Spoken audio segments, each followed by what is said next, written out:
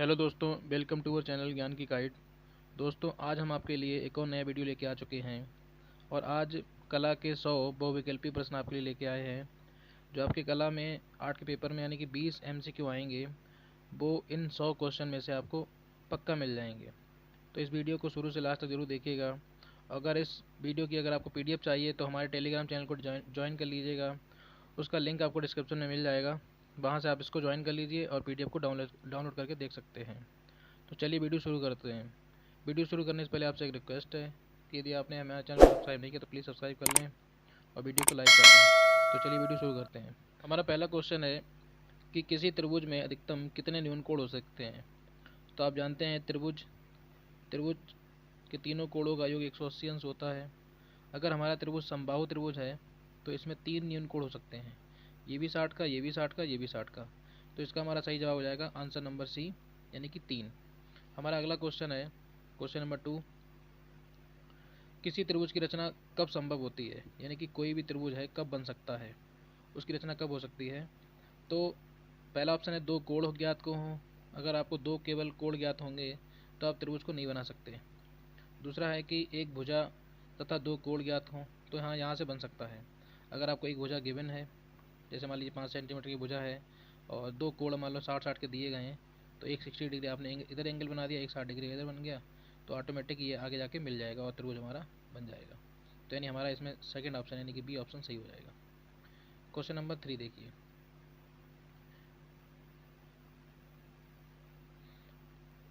Question number 3 है कि एक वर्ग के आंतरिक कोणों का योग कितना होता है। आप सभी जानते हैं वर्ग की चारों भुजाएं कैसी होती हैं, बराबर होती हैं। तो इसका प्रत्येक कोण कितना हो जाएगा, 90-90 का, और सबको प्लस करेंगे तो 360 हो जाएगा। यानी कि एक वर्ग के सभी कोणों का योग कितना होता है, तो 360। इसका ऑप्शन हो जाएगा बी। Question number 4। एक त्रिभुज के तीन कोण दिए हैं, इनकी रचना के लिए रचना के चरणों का सही क्रम क्या है। तो इसका पढ़ लीजिएगा। इसका सीधे सीधे मैं ऑप्शन बता रहा हूँ क्योंकि वीडियो ज़्यादा लंबा हो जाएगा और हमें 100 MCQ कराने हैं। तो इसका सही जवाब हो जाएगा आंसर नंबर ए। आप इसको देख लीजिएगा। अगर आपको तब भी डाउट आता है तो आप कमेंट में बताइएगा, हम इसको सॉल्व कर देंगे। क्वेश्चन नंबर 5 देखिएगा। निम्न में से कौन सा सरल कोण है।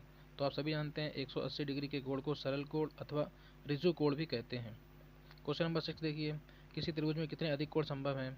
तो अधिक कोण मतलब जिनकी माप 90 से अधिक और 180 से कम हो। तो 90 से बड़ा सिर्फ एक कोण हो सकता है, 120, 130 ही बना सकते हो। अगर आप 120 एंगल लोगे तो आप 30-30 के दो एंगल और लेने पड़ेंगे आपको। तो इस प्रकार इसका आंसर हो जाएगा 1। क्वेश्चन नंबर 7 देखिए। निम्न में से कौन सा आकार पंचभुजाकार है। तो जिसमें 5 भुजाएं होती हैं उसको हम क्या बोलते हैं, पंचभुजाकार।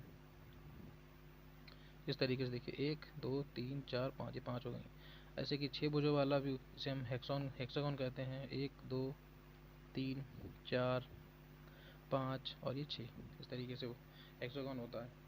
तो इसको भी याद रखिएगा। अगला क्वेश्चन देखिए, क्वेश्चन नंबर 8।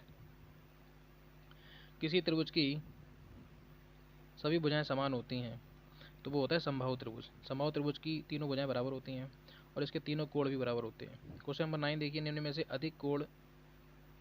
अधिक कोण कौन सा है। 90 से बड़ा लेकिन 180 से कम। यस, जो अधिक कोण होता है वो 90 डिग्री से अधिक होता है और 180 से कम होता है। तो हमारा पहले ऑप्शन सही हो जाएगा इसमें। क्वेश्चन नंबर 10 देखिए।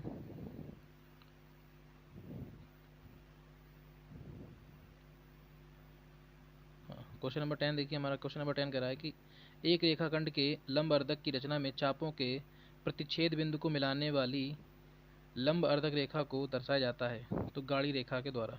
जैसे एक रेखा है, यहाँ से हमने एक पॉइंट रखा, एक कट इधर लगाया, एक चाप इधर लगाया, यहाँ से रखा तो एक इधर एक चाप, एक इधर चाप। तो इसको हम क्या करेंगे, डार्क डार्क करके इसको यहाँ पे शो कर देंगे। क्वेश्चन नंबर 11 देखिए कि एक समकोण की रचना करने के लिए कितने चाप लगाए जाते हैं। तो अगर आपने पटरी और प्रकार की सहायता से समकोण बनाया है तो कैसे बनाया होगा, देखिए मैं आपको बताता हूँ। जैसे यहाँ पे हमने लाइन खींच ली, इसके बाद एक हम चाप यहाँ से लगाएंगे। ठीक है, कैसे लगाएंगे, देखिए यहाँ से रखेगी और ये चाप लग गया। उसी चाप को कम किए बिना एक पहला चाप ये लगाएंगे, दूसरा चाप ये लगाएंगे, फिर एक यहाँ से ये चाप, फिर यहाँ से ये चाप, फिर इसको हम इससे मिला देंगे, ये 90 डिग्री का एंगल बन जाएगा। तो यानी 1 2 3 4 5, तो कितने चाप लगाए हमने? 5। तो इसका आंसर हो जाएगा 5। क्वेश्चन नंबर 12 देखिए, किसी त्रिभुज के अंतःकोणों का योग कितना होता है? तो सभी जानते हैं, दो समकोण बोलें, दो समकोण इसका आंसर, जैसे दो समकोण मतलब 90 यानी कि 180, चाहे 180 ऑप्शन में हो या दो समकोण हो, दोनों सही है। अब क्वेश्चन नंबर देखिए 13। क्वेश्चन नंबर 13 कह रहा है कि किसी समबाहु त्रिभुज के लिए कौन सा गुण लागू नहीं होता है? तो इसमें ऑप्शन दिया गया है कि त्रिभुज के प्रत्येक बहिष्कोण का जो मान होता है वो 110 डिग्री का होता है। जैसे मान लीजिए कोई त्रिभुज है, ये इसका एंगल 60 डिग्री है, ये भी 60 है, ये भी 60 है, तो इसका जो बाह्य वाला एंगल लेंगे वो कितना हो जाएगा? 160। और 160 को अगर हम जैसे इसको हम आगे बढ़ाएं तो ये 180 हो जाएगा, 160 ये हो जाएगा, तो ये वाला 120 हो जाएगा। 110 नहीं, 110 का नहीं होना चाहिए, 120 का होना चाहिए, तो वो सही है। तो इसमें ऑप्शन आएगा आपका डी। क्वेश्चन नंबर 14 देखिए, समबाहु त्रिभुज किससे कहते हैं? तो जिसकी तीनों भुजाएं बराबर हों अथवा जिसके तीनों अंतःकोण बराबर हों उसको हम बोलते हैं समबाहु त्रिभुज। क्वेश्चन नंबर 15 देखिए, क्वेश्चन नंबर 15 कह रहा है कि निम्नलिखित में से कौन सा वर्गाकार है? तो वर्गाकार जिसकी चारों भुजाएं बराबर हो, यानी कि ऑप्शन बी हो जाएगा इसका। वह चतुर्भुज जिसके विकर्ण परस्पर लंब समविभाजित करते हैं उसे हम क्या कहते हैं? समचतुर्भुज कहते हैं। समचतुर्भुज इस तरीके से बनता है, इसकी चारों भुजाएं कैसी होती हैं? समान होती हैं। अगला क्वेश्चन, क्वेश्चन नंबर देखिए 17। कौन सी पेंसिल से खींची गई रेखा सामान्य होती है, मतलब हल्की होती है? तो HB पेंसिल की जो है वो सामान्य होती है। समबाहु त्रिभुज जिसके तीनों भुजाएं बराबर हों उसको बोलते हैं समबाहु त्रिभुज। तो हमारे 18 क्वेश्चन कंप्लीट हो गए। क्वेश्चन नंबर 19 पे चलते हैं। नहीं, क्वेश्चन नंबर 90 देखिए, 19 कह रहा है कि यदि एक बेलन का एक सिरा वृत्ताकार है तो दूसरा सिरा भी देखिए वृत्ताकार होगा, ये देखिए इस तरीके से। तो ऑप्शन हो जाएगा डी। क्वेश्चन नंबर 20 है कि एक समचतुर्भुज में कितनी भुजाएं होती हैं? सीधी सी बात है कि चतुर्भुज में 4 भुजाएं होती हैं, तो समचतुर्भुज हो चाहे विषम चतुर्भुज हो चाहे आयत हो चाहे वर्ग हो, सभी में कितनी होती हैं? 4 भुजाएं होती हैं। क्वेश्चन नंबर 21 देखिए, निम्नलिखित में से कौन सा प्रतिवर्ती कोण नहीं है? प्रतिवर्ती कोण क्या होता है? जो 180 से अधिक हो। यहाँ पे देखिए 3 ऑप्शन क्या है जो 180 से अधिक है, केवल एक ऑप्शन है 180, जिसका हो जाएगा option number A. Question number 22 देखिए कि एक चांदे में कितने अंश होते हैं? एक चांदे में कितने अंश होते हैं? तो अगर आपने चांदा देखा है तो चांदा इस तरीके से होता है, तो उसमें 180 डिग्री होता है ये। क्वेश्चन नंबर 23, झंडे को लगाने के लिए झंडा कितने अंश के कोण पे लगाना चाहिए? तो वो 90 डिग्री के एंगल पे लगाना चाहिए, यानी कि 90। क्वेश्चन नंबर 24, वृत्त का आकार कैसा होता है? गोल होता है, सर्किल, ये देखिए। क्वेश्चन नंबर 25 कि एक वृत्त की रचना के लिए क्या क्या आवश्यक है? तो एक तो हमें त्रिज्या चाहिए यानी कि r, और हमें केंद्र चाहिए उसका।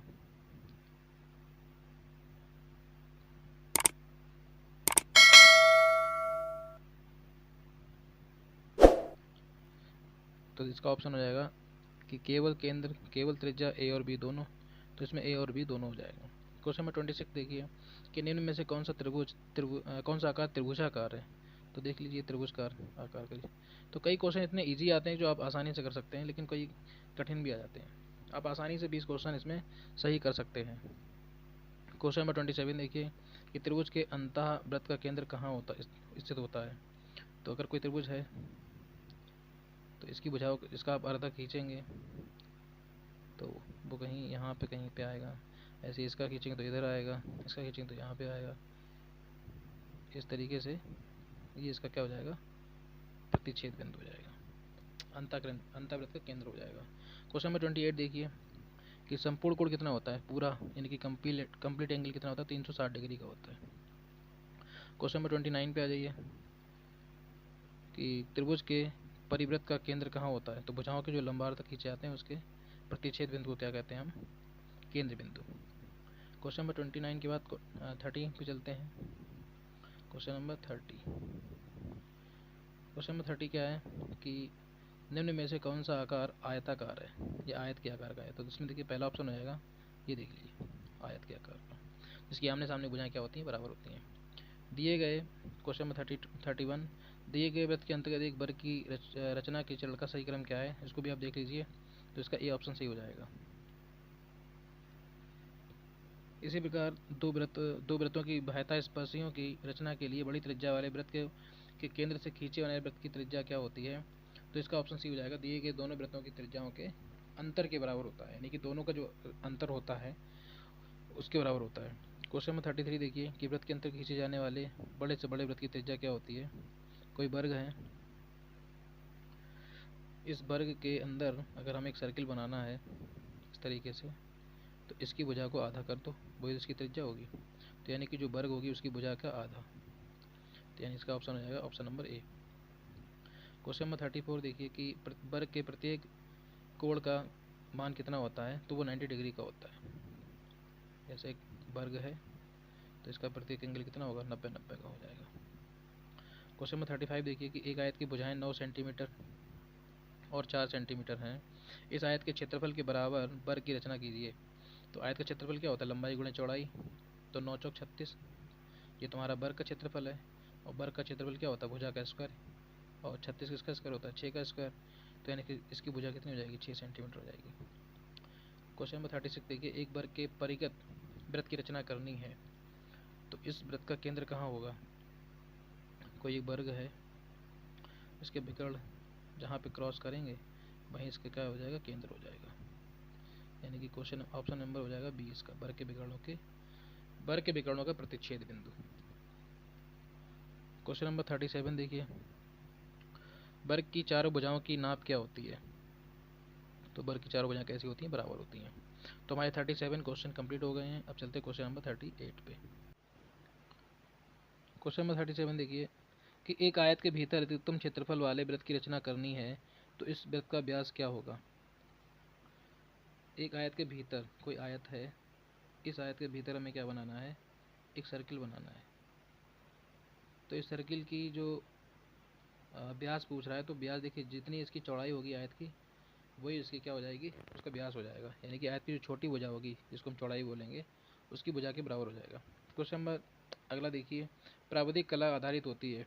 तो प्राविधिक कला आप सभी जानते हैं कि इसमें गणित के क्वेश्चन करने पड़ते हैं, रचनाएं करनी पड़ती हैं, तो गणितीय निर्णय पर आधारित होती है।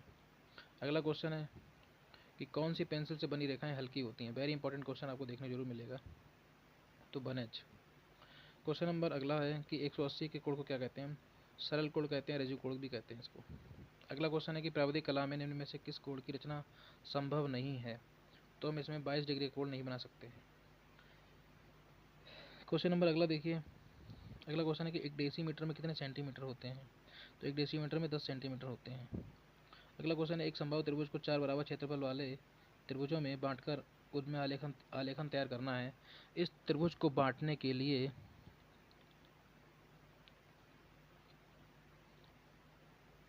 देखिए इस त्रिभुज को बांटने के लिए क्या करना है कि इन तीन भुजाओं के लंबवर्धक बिंदुओं को परस्पर मिलाते हैं, तो ये संभव हो जाएगा। क्वेश्चन नंबर 80 देखिए कि आयत का प्रत्येक कोण कितना होता है? तो 90 डिग्री का होता है। अगला क्वेश्चन है कि वृत्त की दो बाह्यत स्पर्शियाँ परस्पर प्रतिच्छेद कहाँ करेंगी? तो हमेशा वृत्त के बाहर करेंगी। 1 मीटर में कितने डेसीमीटर होते हैं? तो 10 होते हैं। यदि एक अर्धवृत्त में कोण 90 डिग्री का है तो दूसरा कोण कितने डिग्री का होगा? तो वो भी 90 का ही होता है। आप सभी जानते हैं एक प्रमेय होती है कि अर्धवृत्त में बना कोण कैसा होता है? तो वो समकोण होता है। अगला क्वेश्चन देखिए एक वृत्त में एक कोण 120 डिग्री का है तो दूसरा कोण कितने डिग्री का होगा? तो वो 240 का होगा। अगला क्वेश्चन कि अगर 60 डिग्री के कोण में एक कोण 30 डिग्री का है तो दूसरा कोण कितने का होगा? तो वो हो जाएगा 30 डिग्री का। तो दोस्तों ये थी हमारी आज की वीडियो। आपको वीडियो कैसी लगी प्लीज़ कमेंट करके ज़रूर बताइएगा। अगर वीडियो अच्छी लगी है तो लाइक कीजिए उसको, और हमारे चैनल को सब्सक्राइब कीजिए, और साथ ही वीडियो को अपने दोस्तों में भी शेयर कीजिए जिनका एग्ज़ाम 10 मार्च को है। मिलते हैं नेक्स्ट वीडियो में। Thanks for watching this video and bye.